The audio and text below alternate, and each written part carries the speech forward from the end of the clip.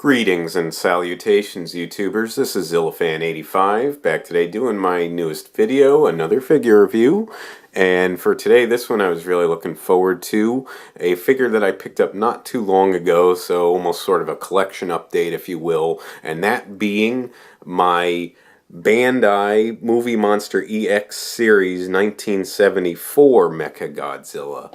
Oh yeah, I'm definitely very happy to have this guy, because for MechaGodzilla figures, I do have another standard size figure of him, obviously, 6-inch standard size figure, but that one was the the Godzilla against MechaGodzilla version of MechaGodzilla, so his Millennium incarnation, Kiryu or Mecha G, whatever whatever you want to refer to him as, MechaGodzilla 3. But nonetheless, though, as far as the Showa MechaGodzilla, like this one here, the original version, the only other figure of this I had was my Gashapon 1974 MechaGodzilla, which I did previously review. And that one is actually a really, really cool figure, a really well done Gashapon figure in my opinion. But I wanted a standard size version of him. And of course that being a big reason because the Showa MechaGodzilla is my favorite incarnation of MechaGodzilla.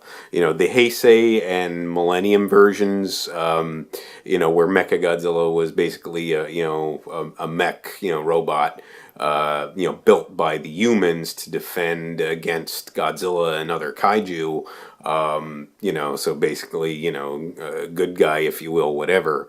The original version, the Showa MechaGodzilla, however, was built by the aliens from the third planet from the black hole.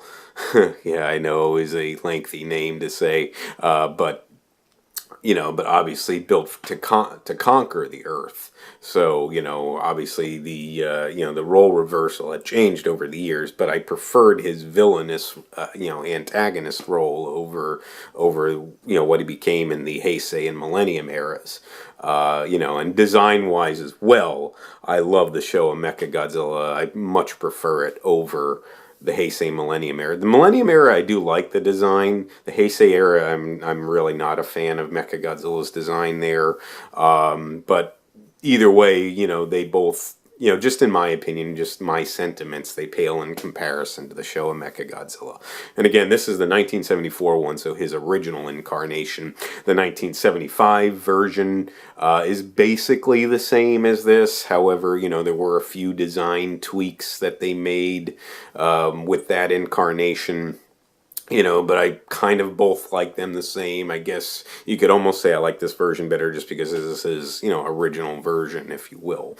So I'm not going to get into too much detail with that. Obviously, he appeared in the, originally appeared in the 1974 film Godzilla vs. MechaGodzilla, which is a Godzilla movie I absolutely love. If you've seen, when I ranked all the Godzilla films by my personal preference, this one, ranked, the Godzilla vs. MechaGodzilla 1974, that ranked in my top 10 because that's how much I love that film. So again, just kind of all falls in line. So with the figure itself, though, this is, like I said, this is the Movie Monster EX series, so this is the Bandai Japan release. They do have the Bandai Creation release of this, which is very similar. Pretty much the same figure. It's just the thing is the Bandai Creation, they're released in America and they come in those boxes. The Bandai Japan ones come with the tags. Which this one, of course, I did get with the tag intact. I don't keep them on there. I take them off the figure, but I keep them for my collection. And it's a really, really cool looking tag. So we'll take a look at that first.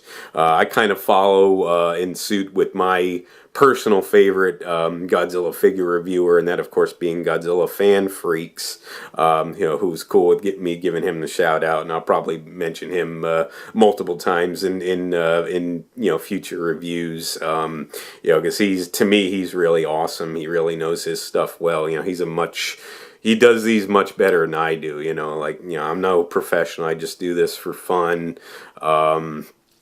and I know he kind of does his for fun as well, but he's been doing this for a long time. He really knows his stuff. So, if any of you are interested, I definitely recommend checking out some of his figure reviews, and he's got a lot of cool stuff in his collection. But anyway, taking a look at the tag first. So this very nicely done. They got the nice picture of the 1974 MechaGodzilla, very representative of what he looks like here. Along with the with what I believe is signifying the name title for MechaGodzilla as well. You got some information on there. Of course, you got the Bandai logo there. You've got the little Godzilla insignia, 2015, that's when this figure was released. I believe it's a reissue of the 2009 figure that was earlier released of this. And of course, with that, I believe that's the movie Monster, and of course the EX series. As you can see right there, very, very cool. And then on the back of the tag, it's got some information. As I previously stated, I wish I can read Japanese. Unfortunately, I can't. But looks really cool nonetheless. I really, really happen to like it. Very awesome. Very, very awesome tag. So we'll set that guy aside there. And now we'll take a look at the figure itself. And I always like to start with the paint job. Again, kind of a nod to Godzilla fan freaks, because he usually covers paint first, then detail and articulation and sizing. I don't really do too much with sizing, but I kind of like to follow along with those sort of guidelines. So the paint, though, very, very nicely done here. Certainly, they really, really knocked it out of the park. They got MechaGodzilla's paint scheme done very well with the silverish, and you've got sort of these different shadings of silver on him, which you can kind of see some of them are more dull than other parts, which have that more sort of shiny chrome look to them. So it's a really, really nice blending of them, because you see where he's got more of like the joints and stuff like that. They're more of the dullish color, that sort of dulled out silver, as you can see with some of the parts of his body there, especially like with the joints and stuff. And then like the main part of the body has got more of that shiny silver, more of that chrome looking silver, and that's really, really nice. I happen to think they did an awesome job with the paint here. Of course, some variations. You got these you got the orange dots, the one on his waist there, and the one up here above his chest plate that he's got. Very, very movie accurate here. This just blew me out of the water, this figure, because I was considering getting the SH Monster Arts version of it, which of course would be considerably more than this, but I just really, really like this guy. I think that they did an awesome job, like I said. So anyways, though, and then of course you've got the orangish eyes here, very, very cool looking. Maybe could have been more yellow, I'm thinking, than orange, but not bad nonetheless. Though I still think it looks really good, and it definitely pops. When it's held against the silver coloring in the face. Then of course you've got inside the mouth. Of course you got the silver there, and then you've also got those two red sort of torpedoes that he's got inside his mouth there. So you can see those as well. That's very cool looking. Got the red dots on the sides of his head here. Very indicative of how he looks. And of course you got the red for the MG on each of his arms there. And that's sort of the big giveaway, that this is the 74 MechaGodzilla as opposed to the 75, which is like what I said in my Gashapon figure review of him, is that the 75 MechaGodzilla, it's a blue paint, and it says, I believe it's blue or it's blue and red, I'm trying to remember, but it says MG2 as opposed to MG, because it was the second incarnation of MechaGodzilla. So that's, like I said, that's kind of how you tell them apart. As far as if you can't really tell by there are some design tweaks, but that's, like I said, that's the big giveaway. So that's about it for the paint scheme. Nothing too extravagant. Like I said, his main color on his body is that silverish color, but they did some nice shading with it. So next we'll take a look at the detail, and he's very, very well done detailed. As you can see, got these bolts all over his body, these nuts and bolts here, which is just so indicative of how he looked. And they're really well sculpted. They're actually not just paint, it's actually sculpted. Because you can feel all the bumps and whatnot on him. So you can tell that they're really, really sculpted well here. They really did a nice job with the detail. They got the bolts all over him. You've got the, of course, his signature look of the spines that he has on his back. Those are sculpted very well. Not at all sloppy. I think they did a nice job. Beautiful. Just absolutely beautiful. Again, got the MG on each arm. So nice attention to detail there. You got the that sort of hook that he's got on his, that spike or whatever he's got on top of his head. Very indicative of how he looks. You got the snout with the those two sort of almost looks like he can emit flames from them, which he might be able to. I know that there's like more weapons and whatnot that he has than were actually showcased in the film. Very, very cool looking. The only thing with the snout that I don't really like is that it's if you ask me, I've watched some other videos of this, nobody really mentioned it. It seems like it's a little bit longer than it should be. That's kind of the only nitpick I really have as far as that goes.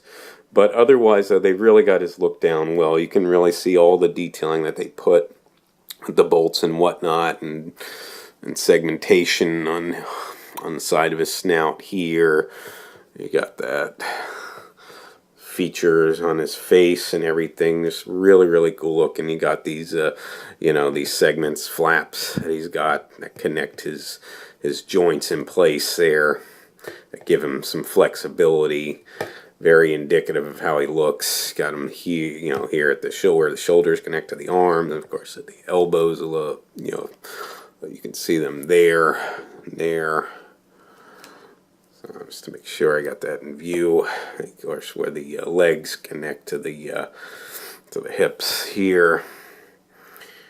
You got them, of course, at the below the kneecaps there.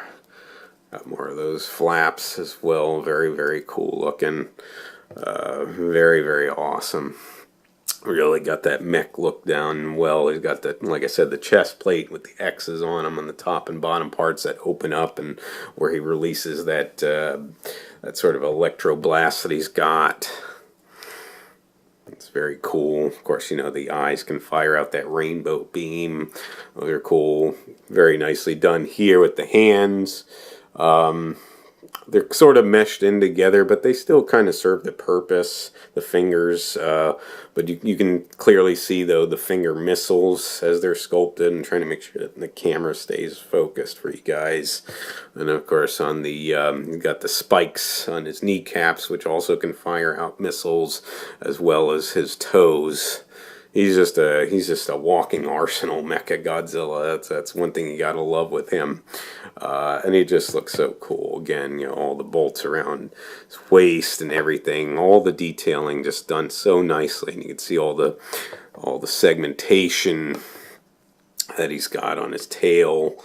Again, with more of the bolts going down there, and you can really feel the texturing with it. Like I said, it's not just a paint; it's actually a nice sculpting job that they've done here. Again, more of the detail there on the neck. Of course, the vent in front of his neck there. And I believe that was actually so the suit actor can breathe through. So just nice attention to detail all around. I just wanted to make sure I kind of covered all my bases, or at least for the most part. The biggest thing, the snout's a little bit of a nitpick, not too bad for me. The biggest thing I don't like, and I know other reviewers have said this as well, are the arms in this position that they're have them sculpted in. And you can't really do a whole lot about it because they're just in that sort of outward position. I don't know why they did that. It's obviously basically the same with the Bandai Creation one, or basically it is the same. So that's sort of the biggest drawback, or just the positioning of the arms. Again, I'm not sure why they made that choice. A bit odd, but other than that, though, I really, it's just more of a bit of a nitpick. So it really doesn't take away too much from it, because this is just such a nicely done figure, in my opinion, otherwise than that. So other than that, we'll just take a look at the articulation, and he's got several points. So definitely think that's pretty cool. So the head can rotate, and it can go all the way around, so you do get the 360 rotation in the head, and it's not like tight, it's actually pretty loose. So if you want to kind of recreate that thing when he's spinning his head around, when he's spinning the head around, and creates that force field around his body from the film, you can kind of mess with that a little bit. The arms, I guess, like I said, they're in this outward pose, I guess, to maybe showcase if he's like ready to fire his missiles or something. That's the only thing I could really think of. But there is rotation in the arms, though, and they can go 360 all the way around, as you see here and here. So that looks really cool. Like I said, I'm never really crazy about rotating 360, but, just to show off that you can do it. The waist, now this was definitely a plus here, which a lot of people pointed out, or not a lot of people, but other people that reviewed this figure pointed out, is that the waist can rotate, and this can also go 360, as you see here. So, very, very cool there. And the legs can rotate as well, and they can go all the way around. Yep. As you can see, and they really don't brush up against the tail or anything, so the way that the sculpting was done here made for pretty free range of movement on the joints that do rotate. So you have actually not a bad amount of articulation there. So that does about cover that. Like I said, I never really do sizing. This is, Bandai, it's a standard size figure, so it's in that, sort of 6 to 7 inch range, whatever you want to consider it as. So it'll fit in with, with other figures that are in that scale. But other than that, though, I mean, that pretty much covers all of that. You can find these online on eBay and whatnot. They're in pretty decent, decent availability, I guess I would say. They really shouldn't break the bank too much. I've seen some sellers kind of hiking the price up a bit for reasons. I'm not really sure why, but but other than that, though, usually they should be in the range of like $25 to $45, I would say. If you get the Movie Monster EX series, which I just prefer, because I like the Japan releases better for the most part. Some of the Bandai creations okay, but I do love having these tags, because they're like cool collector cards. This one I got him, I think he was about $28, so considering the price range, I actually got a pretty decent deal on this. I wouldn't really pay too much more than, 40 or 45 for him, so I would just be kind of mindful of that. And again, if you would prefer to get the Bandai Creation one, it's really not going to be too much of a difference in price, and to me it's more worth it to have the tag, but it's your personal preference. Either figure you really can't go wrong with. So that does about cover it for this video, though, folks. I know I kind of always go on a bit. I do apologize about that, but I love my figures. I love my collection. We'll work on seeing if I could try to shorten some of these guys up a bit for you. But anyways, other than that, pretty nicely done. Oh yeah, and I did forget to mention the nice sculpting job done on the blade tail that he's got there as well. It's not really sharp, but it looks good, though. Just making sure I covered everything. Alrighty, but other than that, like I said, again, this does about wrap it up. I do want to thank you so much for watching. If you would like to subscribe, please feel free to do so. If you would like to like and or comment on any of my videos, please feel free to do so as well. And just remember, until next time, ladies and gentlemen, you be good to yourselves, and sayonara.